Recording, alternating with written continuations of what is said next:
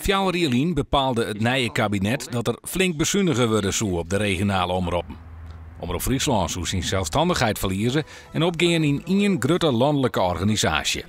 De nieuwe organisatie zou heel besparingen kennen wie de gedachte. Maar in september van dit jaar blieken dat staatssecretaris Sander Dekker dat politiek en ambtelijk net voor elkaar kregen. De bezuiniging van €20 miljoen bleef wel steen. Coalitiepartners VVD en PvdA vinden nou dat de omroepen daar meer tijd voor krijgen moeten. Want mensen willen ook gewoon weten wat er in hun eigen omgeving gebeurt. En niet alleen maar zien wie de verkiezingen hebben gewonnen in de Verenigde Staten. Het is heel belangrijk juist om die regionale journalistiek te versterken.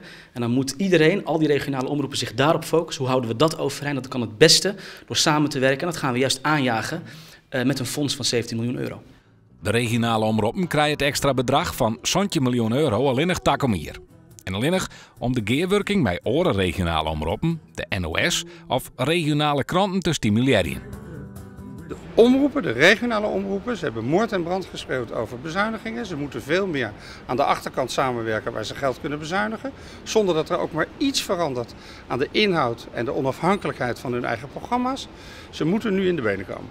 Directeur Jan Koster van Omroep Friesland vindt de extra centen goed nice. Ik vind ook een erkenning vanuit de politiek, uit de Tweede Kamer, dat de regionale journalistiek heel wichtig is en dat die onder druk staat. Dus op deze manier hebben we programmering ook nog weer beter overeind houden. De eerste stappen voor gearwerking binnen jeder van de week al zetten. Mandje maken de omroepen van Friesland, Greensland, Drenthe en Oerisel al bekend dat ze gearwerkje willen als het gaat om techniek, personeel en administratie.